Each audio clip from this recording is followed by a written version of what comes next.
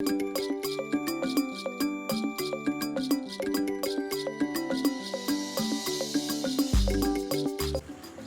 and Domanjemonu, Otaka Batala, Obodo, Okpu Isingwu. Emeka mana enwere obodo laza Isingwu Autonomous Community. Bịa nwekwa Okpu Isingwu Autonomous Community. Ya mere ndị ọhụụ today si ka ha were ohere a bịa n'ụbọchị taa bịa ebe a Okpu Isingwu. Ebe a na-elepa anya ugbu a bụ ebe a na-akpọ Umuoriehi Junction. Umuoriehi a bụkwa n'otu ama otu village nke nọ n'ime Isingwu.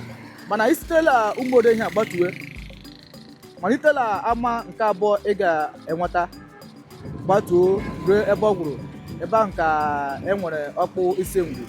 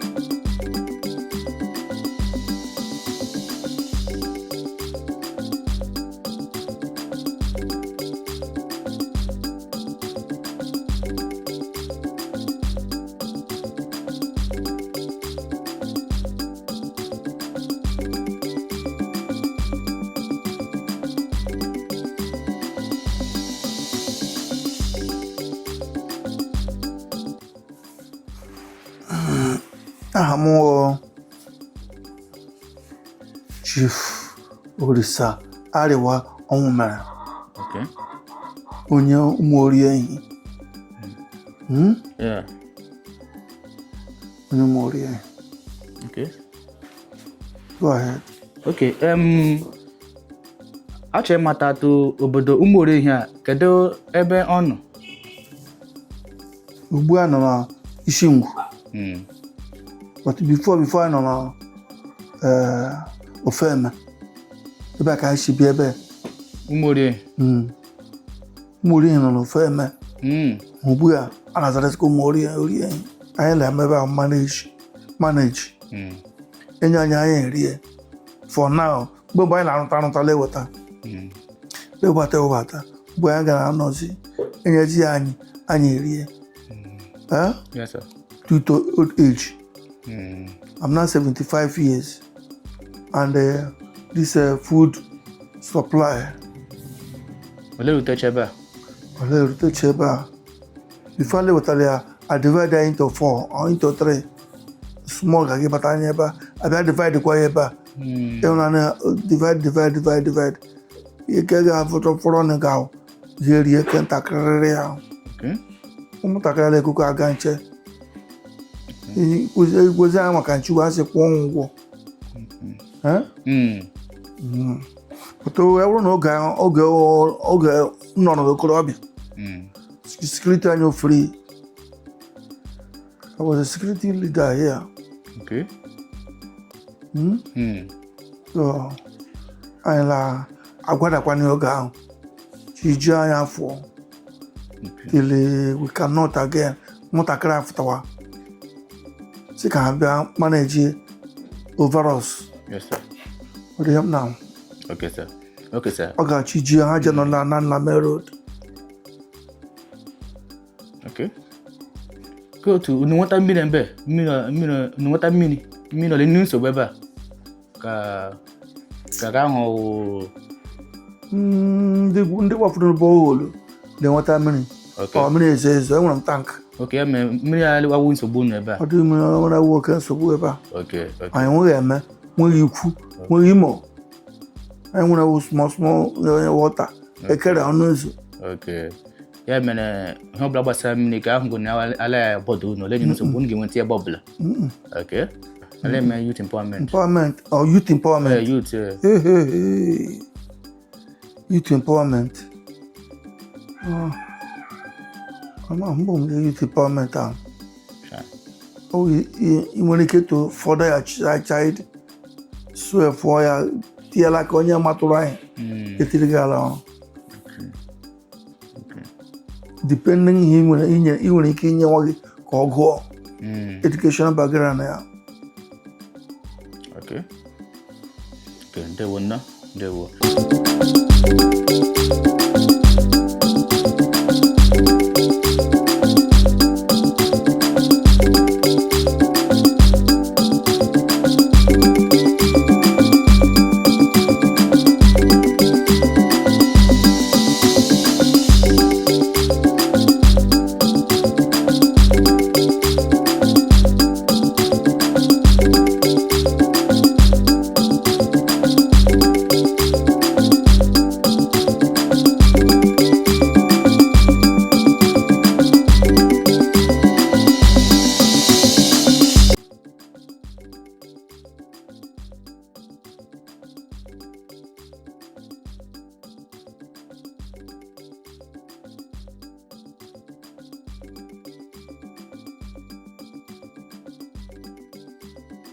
So ebe a ugbu a wụ họl ndị Ụmụoriehi.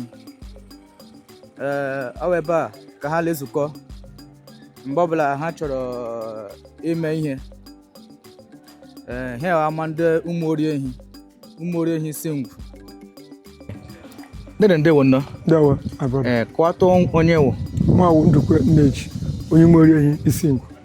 Okay. Ya mere otu ọ dị ugbu a na otu Ụmụoriehi dị. Ụmụoriehi dị mma. Ọ dị nnọọ mma nnọọ. Ọ dị mma nnọọ. Ị bịala ile họl anya anyị. Otu ahụ họl anya dị ugbu a. Ọ ya wụ the worst hall enwerela Isingwu anyị. Chineke hụ ha ọjọọ. Because of ị gacha ebe niile ndị niile m na-agala. Ilecha họl ọ dị very nice. But ị bịala họl anya wụ Isingwu Ụmụoriehi Lomagai. Ọ dị mma ile anya. Okay. So ọ dị mma ile anya. Na ọ ka mma na onye o metụkwara aka n'obi. Ọnwa anyị nwa nwere ike and a very good day. Anyị abịakwa nga-abịa arụzie họl anya ya dịkwa ka ibi ya dị. Okay, so obodo Ụmụoriehi na họl sola challenge unu. Na-enweghị họl ka ya. Nchọka emechie ya. Yes. Lee ihe ọzọ iwu challenge unu la obodo Ụmụoriehi. Ịchọ ụzọ otu a ga-eshitiri anyị free borehole. Anyị sokwe n'ibe anyị na-aṅụtụkwa free borehole. Free borehole. N'Ụmụoriehi nga. Okay, mana mmiri ala awe problem unu. Unu nweta mmiri ọbụla nchọrọ nweta mmiri. Dịka obodo ndị ọzọ a na-egwute mmiri ebe kwa ya. Okay. It's very important to be imejitụrụ anyị họl a ka ọ dị mma. Okay. Ịghọtara atịsa anyị sokwe n'ibe anyị na-elegharị anya otu ụzọ anyị dị ekwesịghị ịrụ anyị ụzọ ata ya afụ ụmụ awa. Okay, ụzọ ka ekilekwu na. Ụzọ a ekwesịghị ịta ya afụ ụmụ awa. Ụzọ ugbu a na gịshi olebe a ga-eshi ya ruo. A ga-eshi ya ruo ụmụ awa. Okay, ụzọ ugbu a na ọ gara ruo ụmụ awa. Ụmụ awa enwere nga ọ ga-erute enwere briji arụ ya anyị shi nga afụ ụmụ awa ya dịrị anyị izi obodo anyị emepekwe dị ka ndị ọzọ. Thank you. Okay, ndewo nnọọ. Dede ndewo sir. Mama. Ndewo mama nnọọ. Yes sir. Biko kọwata onwe gị. I'm Maduka Mukocha from Ụmụoriehi Isingwu. Okay. Umuahia North local government. People called me Kaka. Onye ji mara m mana school mana lọhụ. Kaka. Overall Kaka. Okay. Na ngwata gị ele otu obodo Ụmụoriehi dị? Well, my brother, to be frank and I must say the truth that nothing is working. I didn't hele me Ụmụoriehi, but we thought by now that I can wear borehole our land. Okay. Past government, past councillors, past chairmen, that they will do something like hola. They will come, give me promises and all the rest. After voting for them, at the end of the day, I didn't hear footer from them. So it's very disgusting and always disappointment to the entire village. So it's affecting, or the frustrating. So they wish that Chineke Gemamra can changes. Like he got other villages, like even Okpu, the close village here. Things like that on there. changes like that on there very speedily. Okay. And their whole are still okay. And we're good leaders over there. And we're good counselor there. Even individuals, Okay. they are doing well there. Okay. Not that we don't have, and we're good people who more stroke guy. But I don't know what is going on. Try. That they are so blessed. So my prayer that God will touch them, touch people in diaspora. They know Alebeke, Europes, Asians, Kahabia, Mekweni, Kamure Hidoto. And we put so that when we put that tract, Agileshi have like place like Adebala Ponuzu. Ebana. Yes, Futarumo Kuro, Futakura Junction. You want to keep you know. Yeah, I question those. Yes. Oh, yeah, for the Mokro. And yes, you want to get a go mother. Go town. Yes, I put near my brother, but England, yeah, new work. Government. Yeah, anyway, our brother that God touched, Chinwe, okay, is from Okpu I tumshe no otoshi biakwa otumshe no so ya were ku ya shiko metokwa Okay. Ka he gato agali so metokwa development abatokwa small. I pray ka Chineke ga touch ku again go make fu or touch our government, our able chairman or through our councillor, through our individual personalities, here ni governor abata de kwa no so lead to more at least Oromuawa Ishieba connected to Nkwebu, connected to all the villages along if you are the one for my brother.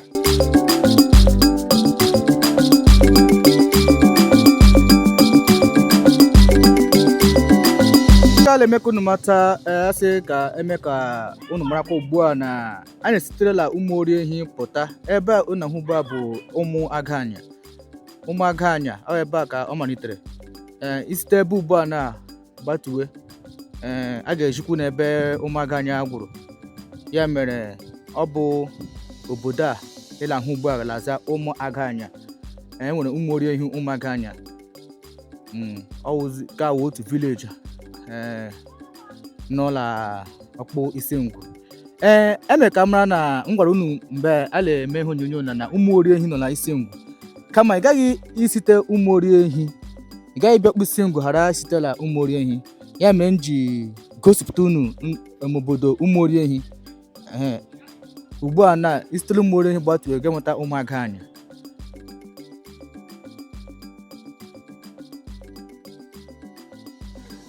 Dede mama o mama no biko ganụ kwuwato aha gị. aha wo Prince Ehumado from Umuaganya Umuaganya nga Ka ụmụaganya. yes Eche m ebe ụmụori ehi. Yes anyị la ụmụori ehi nwere bandre. Okay. So m gam na ugbu a Umuaganya then side a ụmụori ehi from here na agbada atawacha ebe a niile Umuaganya. Okay. Obodo le nọ n'ime ụmụaganya n'ebe ole? Ole ebe ụmụaganya nọ? Umuaganya nọ la Isingwu. Ụmụori ehi Umuaganya. But Umuaganya particularly nọ na nke ha now. But anyị niile ha la kpọkọta na anyị Umuaganya ụmụori ehi. But anyị nwande nọ na ka anyị iche. Kunu iche. Anyị nọ ka anyị iche. So ụmụori ehi n'otu na Umuaganya nọkwa na side. Okay. Nna nọ na enwere Isingwu nwee Okpu Isingwu. Yes. Anyị nọ la Isingwu. Okay. Ụmụaganya nọ la. Anyị nwande Umuaganya nọ la Okpu Isingwu. Okay, Okpu Isingwu. Anyị nwande nọ la Okpu Isingwu. Ịma ihe na-agbagoju ndị mmadụ anya ọ na-eme ala agwa ha na ihe onyonyo na Isingwu na Okpu Isingwu dị iche kama ha laghọtacha. Okay. Ha ka vụrụ obi na ọkwa Isingwu ahụ niile. Okay. Ya mere eleghị obodo ole nọ n'ime Okpu Isingwu. Ịma obodo ole nọ n'ime Okpu Isingwu? Yes, at least Okpu Isingwu. Anyị nwere Umuaganya, Okpu Ala, Amafu nta, Umuofule nta. Then la ụmụnna anyị ndị ọzọ kwa n'obere nha villages n'ebe ka ebe amata ebe n'aba ama atọ.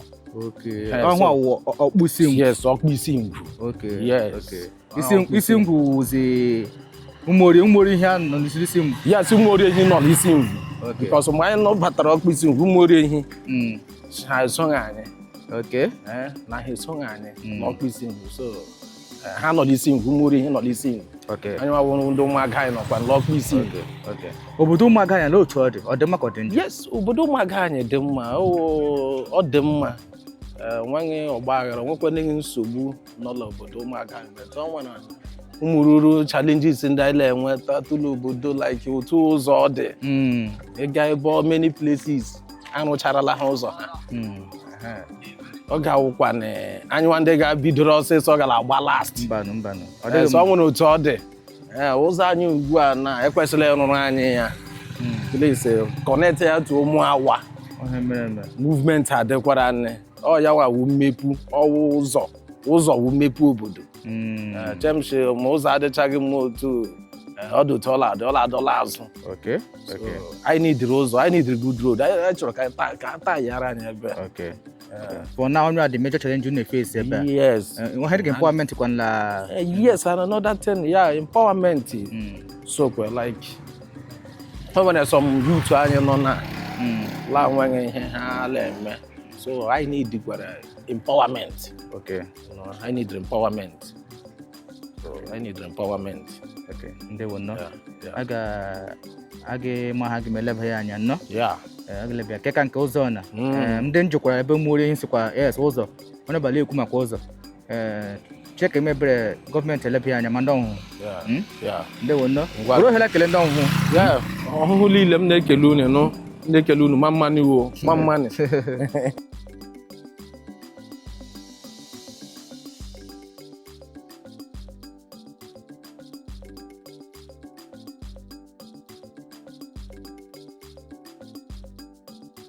Yes, here kwa otu ka obodo ụmụaka anyị dị. Ọ report ale weta otu ka ọ dị anyị na-etinye anyị na-ewepụ. Ebe ya ka n'ugbu a obodo ụmụaka anyị esila olumori ehi pụtawa. Ebe n'ugbu a ụmụaka anyị. Anyị gafecha ụmụaka anyị bịakwala mmụọ ọzọ. Mgbe anyị kwuru ebe ahụ anyị ga-emekwa ka unu mata na anyị eruole. Anyị ndị ọhụụ dịte. Ha ele wetara unu bụ otu obodo Okpu Isingwu dị ụbọchị kedị taa. Here Okpu Isingwu aka nọ. Ebe ndụ na-ahụchawo Okpu Isingwu. Ma ụlọ ndị anụcha ebe a ụzọ. Ha na-arụ ilegosi n'otu ahụ ọ dị. Anyị abịaghị bịa ebe wepụ anyị abịaghị bịa itinye. Ọwụ obodo Okpu Isingwu bụ ihe dị ebe a. Na kwela ahụ ya. Ka ụmụaka anyị nọ n'ime Okpu Isingwu.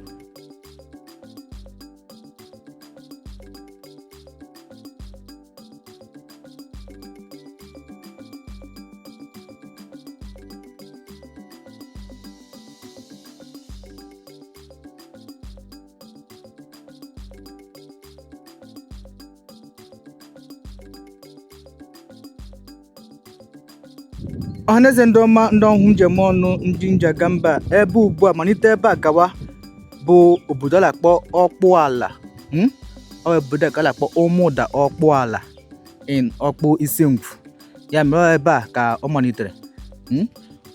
Obodo Ụmụda Okpu ala in Okpu Isingwu. Ụlọ ndị a na-ahụcha ebe a bụ ebe ọ malitere.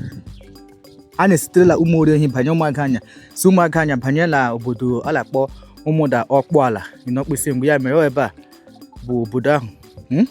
Ebe a ihe niile na ahụ ebe a bụ Ụmụda Okpu ala. Ebe a nọ ozugbo a anya pụọla from ụmụaka anya. Okpu ala village. Ebe a Ụmụda Okpu ala. Ebe a na unu elepa anya bụ Ụmụda Okpu ala. Anya apụọla la ụmụokwunu nta. Ebe anyị nọ wụ Ụmụda Okpu ala. Otu ka obodo Ụmụda Okpu ala dị. Unu ahụ ya. Ụmụda Okpu ala village. Ebe ndị asụchakwu ya. Obodo Ụmụda Okpu ala. Ọ ebe a ha ebe ụlọ Sam Okule Chief Sam Okule onye wa Okule ha la anụ ahịa anụ la lọhụ ọwọ onye mụdọ kpọla ha village ya ebe ugbu a na-awụ ụzọ ụlọ ya ebe ilu na-ahụchawo obodo Okpuala ụmụdọ Okpuala enwere ụmụdọ Isingwu ụmụdọ Okpuala ọcha ihe mecha eji nwecha Isingwu nwee Okpu Isingwu ebe anyị nọ Okpu ụlọ niile nọcha ebe a ụlọ nọ n'ime Okpu Isingwu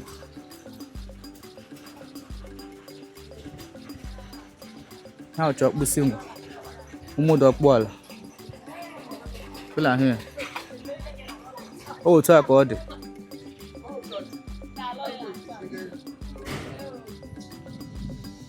ya obodo ụmụdọ Okpuala mama dada becha ụmụdọ Okpuala ana pụla from ụmụ okwunu nta ebe na hụ ugbu a na-awụ ebe achọ ụmụdọ Okpuala ma ebe acha ụmụdọ Okpuala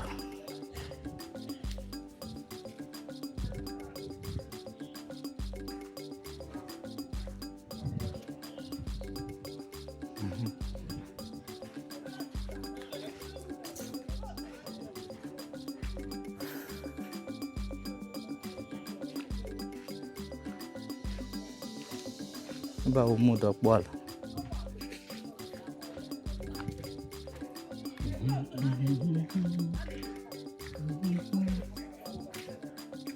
ihe a bụ họlụ ndị ụmụdọ Okpuala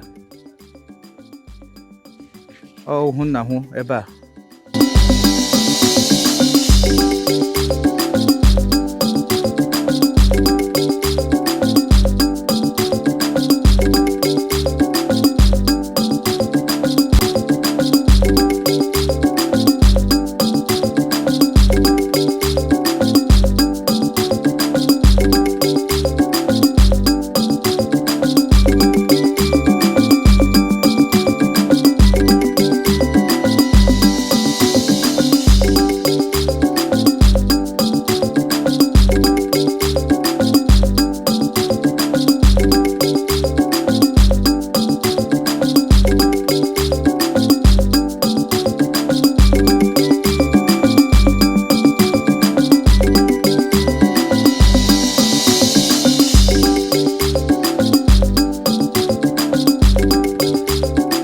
mama sir biko ga n'iru kwụwata onwe gị Ọ bụ eze mmụọ Omekara onye Okpuala n'aha Chineke sokwa m n'otu ndị na-elekọta obodo gasị ndị youth ka abụọ hụrụ anya onwe ụmụ challenges anyị na-enwegasị ihe mgbe ụfọdụ dịka mmadụ na ibe ya nwee ọkara nka ihe instead ọ ga-eme ka edozie ya ebe ụzọ gawa repọtụara ndị uwe ojii ha na-abata ebe at the end ha makwala ha ruchekwa ebe ahụ agaghịsịkwa ha n'ụlọ ga mejie but ihe ọ na-ede ewute m anyị ga-eje wuru ụmụnne anyị na-ala ike imegide onwe anyị ọ na-adị na mma anyị mee na ihe asị otu ndị nga ọkwanye onye olu nwanne ya asị nwa afọ ọhụhụ ma nwee Isingwu ma Okpuala nke ọbụla ọzi as long as iwe onye Isingwu ma ọ bụ onye ọhụhụ enu olu nwanne gị nke ihe n'ọgbata gbata ga-enwe ike kwudosi ike ọ wee enu olu nwanne gị gasị onye aghara ya zọpụta dị na nwanne gị ahụ azọpụta emecha ya mara otu anyị ga-esi mechie ya mere obodo ụmụdọ Okpuala ole ebe ọ nọ anụ na enwere Isingwu nwee Okpu Isingwu ụmụdọ Okpuala n'ebe ụmụdọ Okpuala nọ na Okpu Isingwu esi dị Isingwu kewapụta esi Isingwu kewapụta Okpu Isingwu yes ọ bụrụ autonomous nke ihe onwe ya enwere ihe ma eji enwere mbụ ha Isingwu nọkọta ọnụ Isingwu niile wụ otu mgbe mbụ anyị niile ka Okpu Isingwu ahụ ịmara na ihe banyere ndọrọ ndọrọ ọchịchị ndị ala agbasasị aka so ya mhe nchọpụtara ihe ndị ahụ anyị ka wụkwa otu aha anyị wụrụ anyị ka kwụsị mgbe ahụ Isingwu ba mmanụ agaji ọkpụ mmanụ antị ndewo nnọọ ndewo nwanne m. biko aha gị gịnị dị? Aha m nwa Ada Amarachi Isaac. Okay, onye bụ ole? Onye Isingwu Okpu ala. Okay. Ụmụda ole otu ọ dị? Ole otu Isingwu Okpu ala dịkwa? Ọ dị mma. Ọ dị nnọọ nwa mma. N'aha Chineke na ọ dị mma. Okay, kekwana ihe ahụ nke wụ ihe maka dị nkụ na-enwe ebe a challenge. Ihe ịma aka anyị na-enwe o ndị NEPA ha na-enye m anyị ọkụ. Abịa vuru bil butere anyị. Ọ bụkwana mmadụ mụọ ọkụ ya enwe obi o ji akwụ ụgwọ ọkụ. Kpọtara anyị ndị NEPA ka ha na-emezi emezi. Ọ gwụla ihe anyị. Okay. Ile eghe nga. Ya na m eghe nwa ihe orige akarala ji. Confirm. Okay. Ọ dị mma nnọọ. Ya gaje. Aha m Madam Puta nwa ihe na-akpọ m n'Okpu ala. Okay, Madam Puta. Yes, la m Okpu ala. Okay. Hụ na ahụla Madam Puta. Bikesi nchọkọ putukwe. Me put. Ya putoro unu. Mmanụ o. Aha.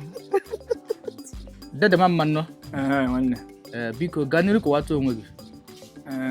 Aha m Prince Chukwuma Onyebule, eze ụmụ okorobịa, onye ụmụdo Okpu ala na Okpu Isingwu Autonomous Community. Ya gazie. Thank you. Olee otu ụmụdo Okpu ala dị na nghọta nke gị a?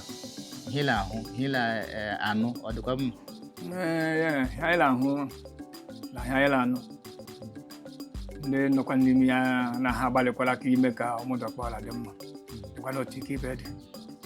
Ihe ọzọ anyị na-agabiga ebe a ugbu a ya maka ọkụ dị ya ya kwado maka họlụ anyị nwere ya nke ọ mara mma aga nwoke okporo ụzọ na ihe ndị ọzọ ihe ndị nwoke anyị na-agabiga akwara ijikwara nwaanyị ugbu a bụ onye na-ekpukpu ekpu lekwa anya ịga ka enwe na ụzọ anya anaghị ekwe ezogide okwu.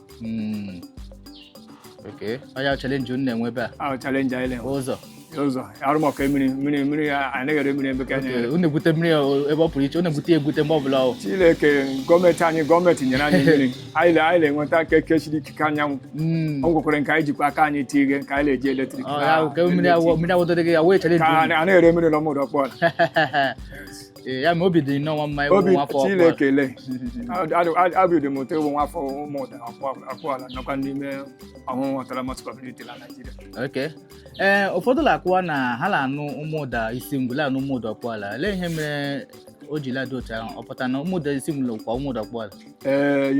Ihe mere na o ji dịrị otu ahụ ebe a bụ ụmụda Okpu ala. Ụmụda Okpu ala ahụ ndị ụmụda Isingwu na ndị ụmụ mgbọkwọ si ebe a kwafu. Anyị dị 3 villages na-alụkọta ụmụda Okpu ala, ụmụ mgbọkwọ na ụmụda Isingwu. I one village. We don't marry. But I be different places. We can land here. Okay, work. Issues of konji wala no ugbu a. Let me adeke la go mod. I wouldn't be language here before I got obo. I won't do mumbako. I na ha agagelo one. I na ha radio talk. Okay.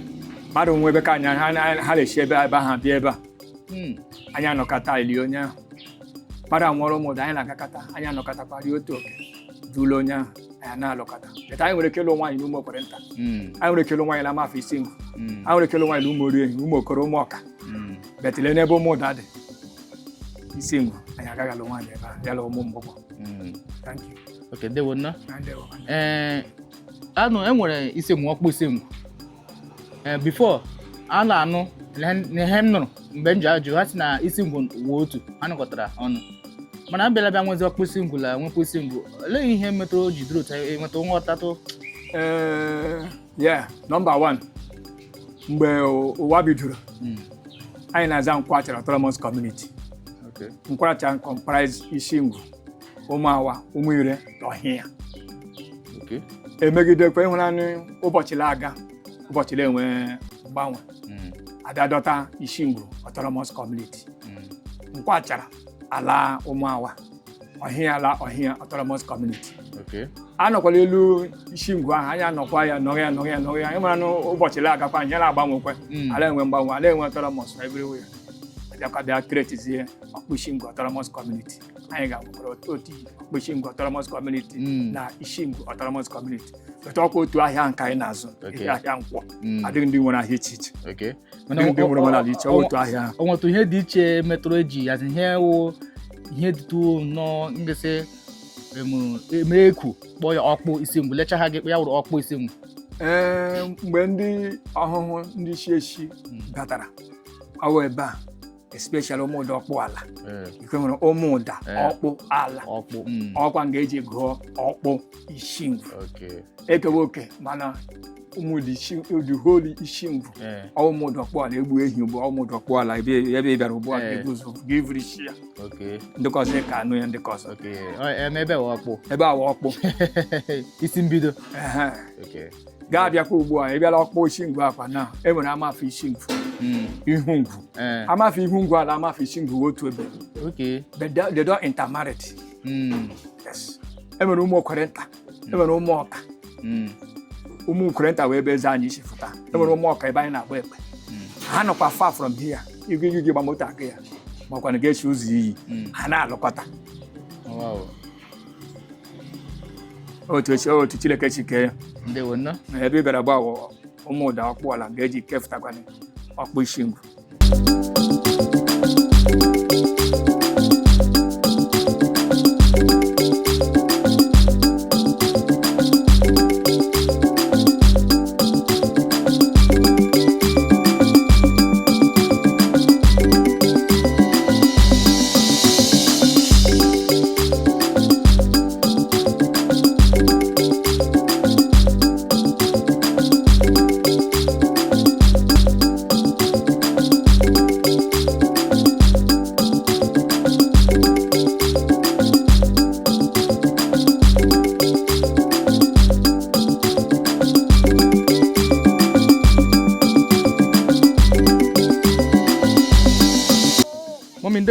Ndewo dede.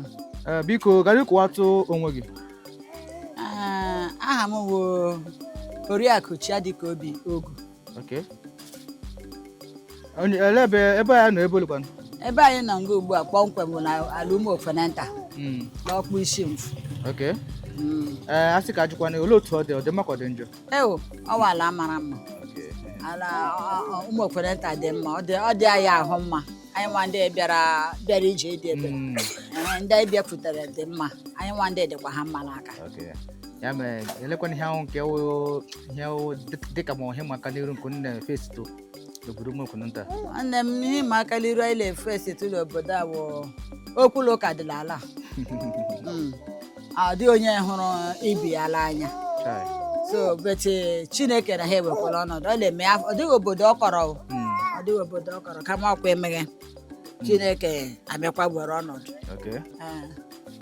Chineke wekwara ọnọdụ ihe dịka empowerment dịkwala obodo a olerukwu n'aka ndị jigara gọọmenti ha na-erepọtụkwa ọ dịghị ihe anyị na-ahụ na-ahụ empowerment ebe ọ dịghị ka anyị na-ahụ ndị anyị dịrị adịghị ka elebata ọkụ ka ahụ nyụrụ anyụ in terms of security kwan olee otu ọ dị ebe my brother Madukwu security amana ma ndị ka garala izu ha ga-ebebe ata ebe anyị na-ekele Chineke na ala Ụmụokwununta ihe a na-ezugo ebe niile ọ bịarutebe ebe anyị na-arịọkwa ndị Chineke ka ọ gakwara n'ebịa otu ọla abịa bụ ọ gakwaghị n'ebịa Chineke wụ onye nche anyị anyị na-eche anyị ya ma mmadụ ọ dịghị ihe m hụrụ ọkụ latrik kwan anyị na-enwe ọkụ otu ọkụ siri abịara ndị ka ọzọ kwa otu o siri abịara anyị labịa ndole ọnkwa ndị nna ọhụhụ ala nwe ọkụ stedio mbeti ka ya na-adị stedio ihe anyị na-ahụ bil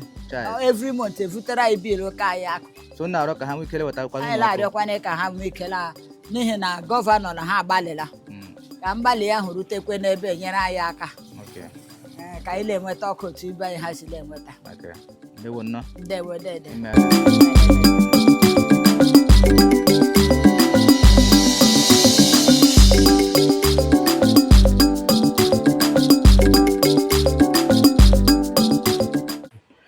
Dere ndewo biko ganụ kwatụrụ m aha gị n'onye wo aha m Mr. Christian Ekechukwu okay onye amafe Ihungwu amafe Ihungwu nọkwa n'ebe ole nọ na Okpu Isingwu okay elekwana otu obodo amafe Ihungwu dị ọ dị mma ka ọ dị njọ m gasị na ọ dị mma ya mere a sịkwana gị wuo na eleghị ihe wụ ihe ịma aka nke mụ challenges nke na-efesi obodo a ọmafọ ihu ngwu. Mostly, every villages now where the problem individually and collectively. But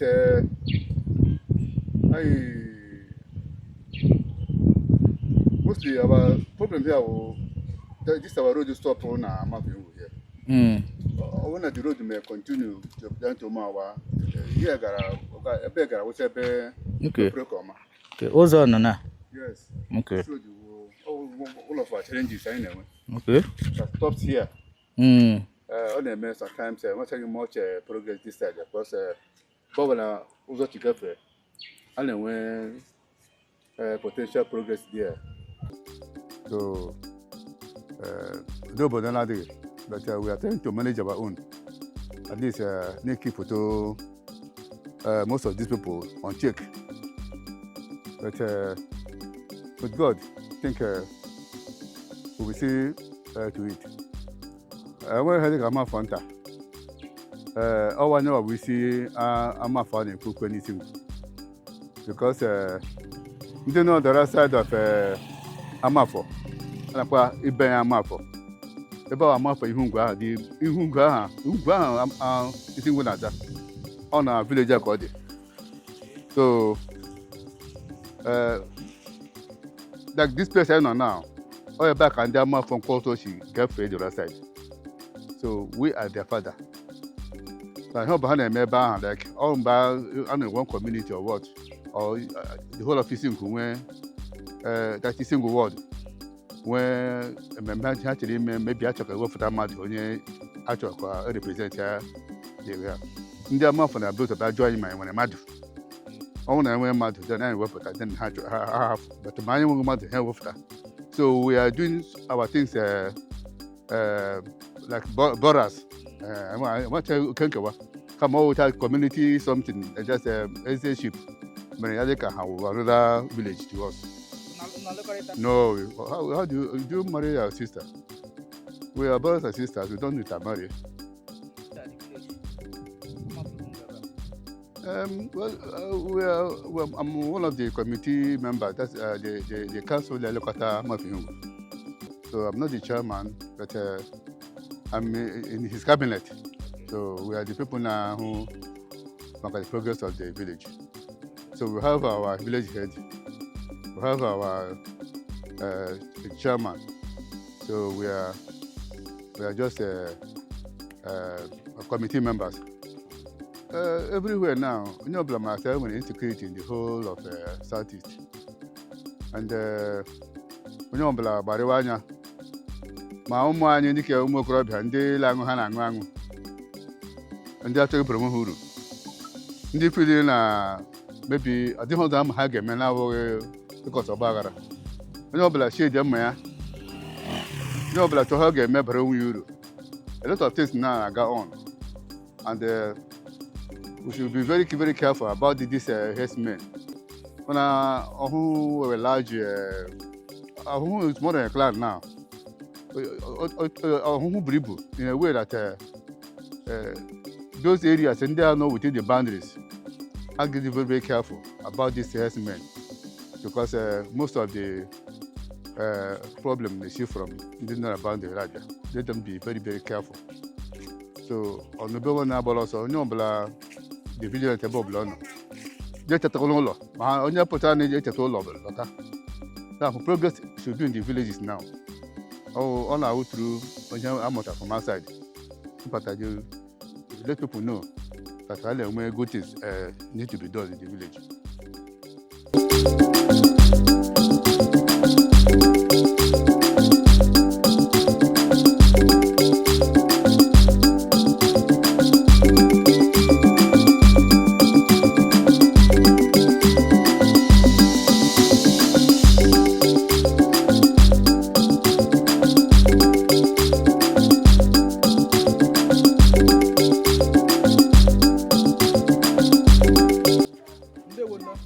Ndewo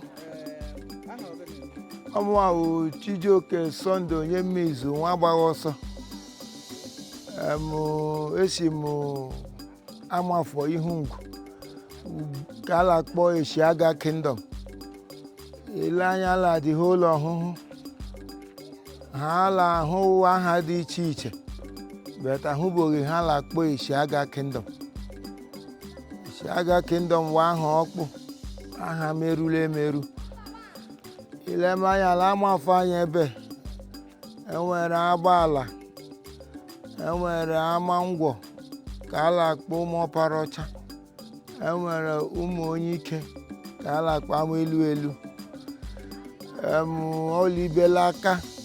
libela aka akụkọ hiri na ga-ekọ akọ gbasara Ishiaga Kingdom like ile anya ugbu a since nwayo ụwa ebe kenyọrọ ụwa in fact ebe a tọgbuola m ebe a na-akpọ Ishiaga Kingdom because some certain things na-ahụ ebe a na-eme ka obi na-atọ m ụtọ. Abịala mmiri enwere ngọlọka enwere obohu enwere iyi jikọta anyị na ndị ụmụda abịala dị ụlọ ọhụhụ ọ naanị Amafọ Ihungwu bụ ndị nwere ihe a na-akpọ Nwangele. O nweghị obodo ọzọ la ọhụhụ nwere ihe a na-akpọ Nwangele, iyi udo, iyi ọmụmụ, iyi mmepe ụzọ. And o kwere ka o doo m anya na otu anyị dị ugbu a Amafọ Ihungwu obodo agọziri agọzi. From the beginning abịala dị ụlọ ọhụhụ naanị Amafọ na-aza aha ahụ o libela aka na ịkwụwụrụ and adị m happy taa na dị otu laga on ndị ọhụhụ today ma mma n'iwo ihe dị otu ka ọ wụrụ ihe ga agakwala iru and onye wefụtara ihe dị otu ka ọ wụrụ ihe dị mma. From the beginning adị m sure that na Isingwu chief priest ọkwa onye Ishiaga Kingdom ọwụ onye Amafọ Ihungwu which Nze Ajụkwọnụ Chima the chief priest of Isingwu as a whole ọwụ onye ọwụ Nze Ajụkwọnụ Chima ka a na-akpanyere ahụ mmụọ. The young man nọkwa ndụ ụdị na ọnwụọ nọ ntụkwala emezis ntụgila Isingwu ibu na ọhụhụ o nweghị ni priest dị on ugbu a emezis lawụghị anyị lahụ mmụọ a na-eme ịkpọwu ya aha ọhụhụ gwagwa ya ga-ahụ anyị lahụ mmụọ ọ nọ ntụ life ọ bụghị na ọ nwụrụ anwụ duta aka ya dị ụcha is up to 90 years late 80s is up to 90 years ọkwa ya tata ọtụtụ ha na-eme ebido ha ngwa but nyanwa bidoro as eji ya na ọrụ ọrụ larụ ọrụ ọwụ nwoke okwara aka ọtọ ha yes ele anya ebe ekewa ụzọ agbaala enwere iyi Nwangele ụzọ a na ịgbatuo onye nwere iyi Nwangele ga-agbatuo ebe enwere iyi Obohu nke jikọta anyị na ndị Ụmụawa. Ụzọ a na ga nga ahụ o nwere ụmụ lere he nga ha na-akpọdo ahịa ọma azụ shop ya enwere iyi jikọta anyị na ndị Ụmụụda. Yes, ga-agbagotazie ụzọ esi afụ enwere iyi ọzọkwa azin ọgba ke ụmụ okwenenta deni ngọlọka nọkwala Amafọ okpotu ụzọ. As far as ebe dị consign ihe obodo agọchiri agọchi enwere borehole enwere mmiri ke Jehova ji gozie anyị igwe borehole ebe obili gwuri ebe igi nweta mmiri ọ bụghị mmadụ nwu ya ọwụ ọma mmadụ wetara anyị ebe mee ka ebe dịrịla mma etiri anyị new transformer. The transformer etiri anyị na-emezi sola arụ ọrụ. Why? All government from aka mmadụ ka o si bịakwa ọhụma Chineke mere anya ndị okwere why o siri aka onye ebe a ya onye ebe a were ụkwụ ya gaa to gọọmenti work ụtara abịa tiri anya. So from the since nwayo ụwa or for how many years ma gba 40 years since nwayo ụwa Amafọ Ihungwu Ishiaga Kingdom obodo agọchiri agọchi and ụwa ọbụla ngịla ya ụwala Amafọ Ihungwu Okay, ọ nwere ihe ọzọ ala nụpere ala akụwa na enwere amafọ nta. No. Ọ dị ihe dị ka amafọ ukwu na amafọ nta. Ihe nwere wụ amafọ Isingwu na amafọ Ihungwu. And amafọ Ihungwu wụ ebe amafọ Isingwu si fụọ. Amafọ Ihungwu ndị nwe amafọ Isingwu. Yes, ọwa amafọ Ihungwu nwa amafọ Isingwu. Isi mmiri ọla tata. Ọwa anyị nwa amafọ Isingwu. Emewe mmemme omume ihu ala amafọ nọla amafọ Ihungwu. Ọ dị hala kpọ ihu ala amafọ. Ọ nọla amafọ Ihungwu. So to dị ugbu a ọwa anyị nwe ndị ebe ahụ. Onweghị dịka amafọ nta because isi mmiri ala tata. Amafọ Isingwu shila amafọ Ihungwu fọ. So onye ọbụla yes now because in a normal ale mi anga oge dị mma. Here wụ amafọ Ihungwu. He gwekwa ni awu ihu ya amafọ Ihungwu. So dikile emekwe he. Ya no gidiri mu fenga ile like kwa ka ị ga hụ the chief priest of Isingwu. Of himself. Who nzajukwo nu chi mo onye ke nọ ntugwu a. Airu ebe ahụ mejigi ya. O nwoke nwere nkwanye ugwu, nwoke a lelele, nwoke mụrụ mma nwoke. Ọ bụghị ụmụaka, ọ bụghị akụala akwa ka ọ wulekwa onye ohi ile ho zoro. In terms of security of this place, how far low to security? Security amafọ Ihungwu ọ dị mma o. Let me tell you. Ale kidnap ụmụaka ebe. Ọwụ otu o si duru ugbu a, ọ dịghị onye gị si na ọ dịghị ebe ke ha. Bete ebe ka anyị dị mma da n'ebe ọzọ. Ebe ka anyị dị mma da n'ebe ọzọ because ebe ndị ọzọ ọ na-eme mefe. Bete ebe ka anyị dị mma. Empowerment let me be sure to you ole eru ebe. Ka ngwa ike wee ji okwu. Ọ wụ ofu nwanne anyị Chineke gọziri yọtarala izu bịa were ihe ọma ahụ rute anyị aka. Nwanne anyị Chineke gọziri yọtarala izu. Dede anyị Aike batarala izu onye mere ka anyị mara data ala enwe empowerment. Ndị ke kpatara ego before ọ dịghị dị otu ahụ dị ha na-eme ha gbafe ihe fere ya akala moto. Anyị lasịkwa ni as ọ batara mere anyị ihe ọma dị otu ahụ kwụọrọ ụmụaka anyị ụgwọ skuul ụgwọ wayek. Ọ kwụrụ ụgwọ wayek. Onye ebe batarala izu kwụrụ ụgwọ wayek ma ọtụtụ ha na-ahụ anya. And as far as o mere ya nga ọ bụrụ o si wefute ego ahụ ụzọ ya gela amụba mmiri agaghị koludu ahụ. O wee ekpere ile ekpele ọhụhụ ekpere ekpele amafọ Ihungwu si ka ndị dị otu ahụ zuo 3 na 4 ka amafọ Ihungwu dị mma. Onye ahụ empowerment ahụ n'izu ala ahụ anya life. O ma ga-esi m kawa ọ nga ekashi.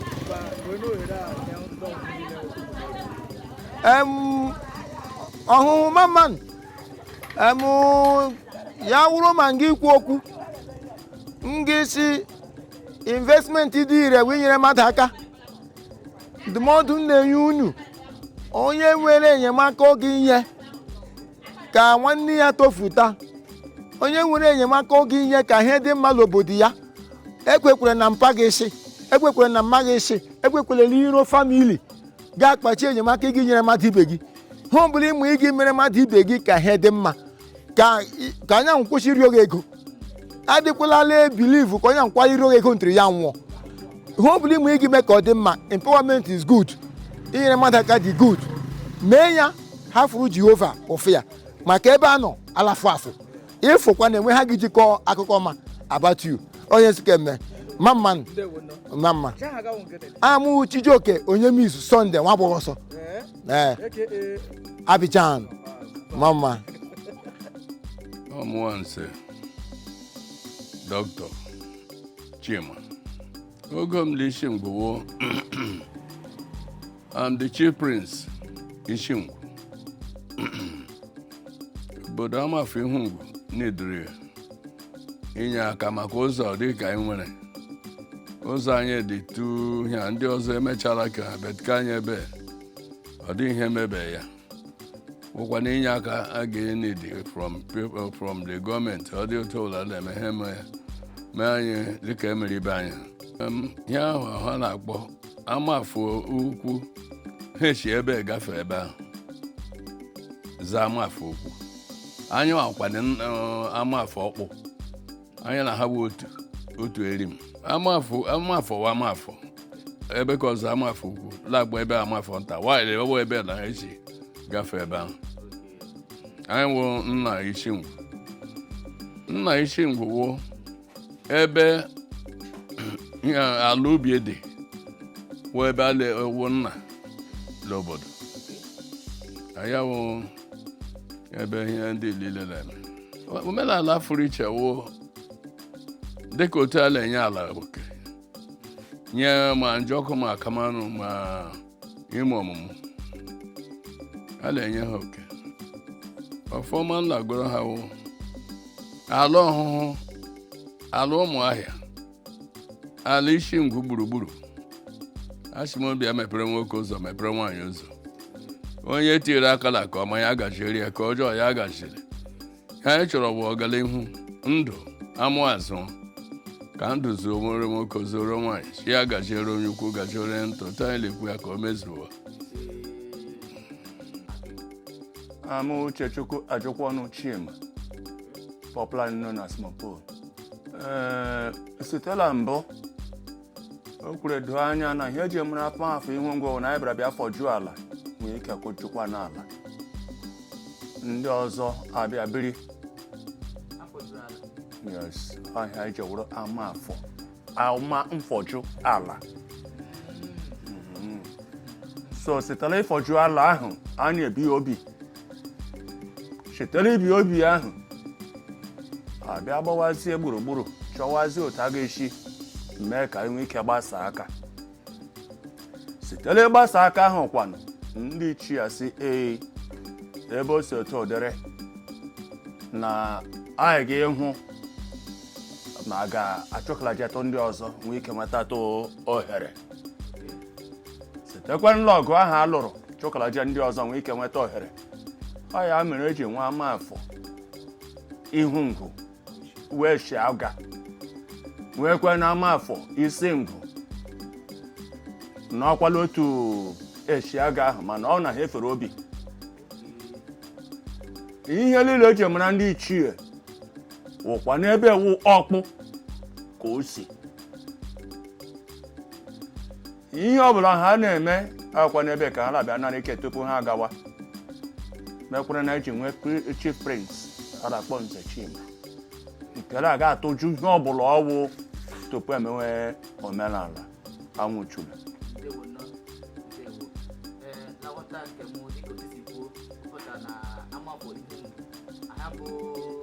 aha wụ nna Isingwu emewe ichu oke ọwa amafọ Ihungwu ga-echi oke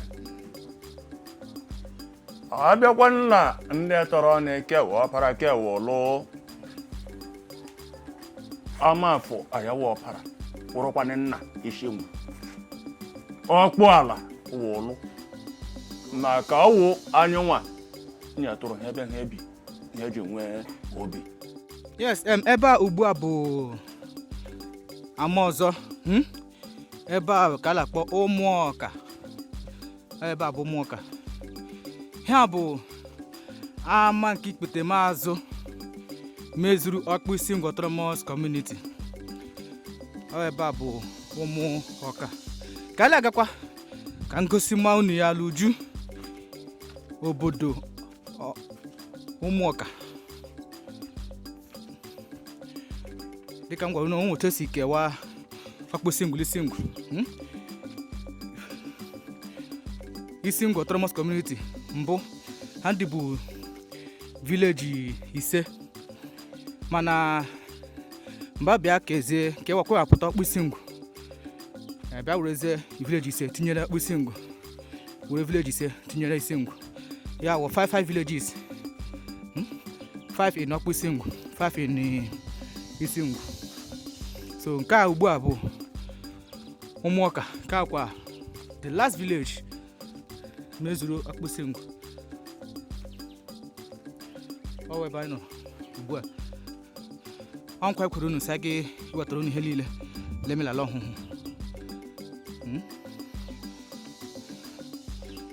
ebe niile na ahụchawo ụmụọka Umuoka village.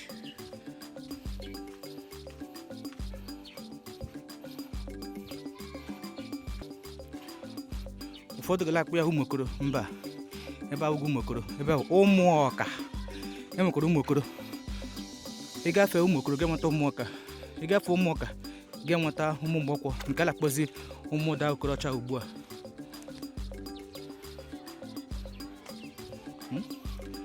ụlọ ọbụla na ahụ ebe ahụ ụlọ Chalibi ọwụlụ ya Chalibi wụ onye Umuoka ebe ndị ahụ na-ahụchawo ụlọ ndị nọ na obodo Umuoka lekwu ya ebe ndị acha obodo Umuoka ka anyị nọ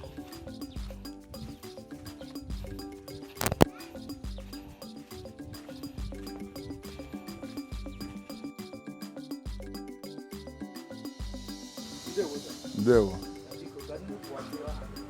Aha m bụ Ọdịmụkọ Solomon nke Makalam, onye Umuoka Okpu Isingwu. Obodo Umuoka dị peaceful, anyị wụ ndị obodo udo na-alaikwa n'ọganihu ndị mmadụ. Mba, anaghị ụdị ihe a saịda. Challenge anyị na-enwe ebe a wụ anyị na NEPA ya amaghị agbala wọ. And NEPA, then I need a mirror side. Borehole. I have a mirror. Him gagwa mwa ho na gente wo oho nka anyị niile ka anyị mekwan ka ọhụ ga ekwe kwesịrị ga mekwan ka ọhụ nwee ebe a na-ahụkwa ụzọ because anyị nwe ọhụ hụrụ ụzọ ka anyị hụkwa n'ụzọ ka ndị ọzọ sokwa n'anyị ma kwa na yes onwe ha anyị na-eme. Devo, ragazzi.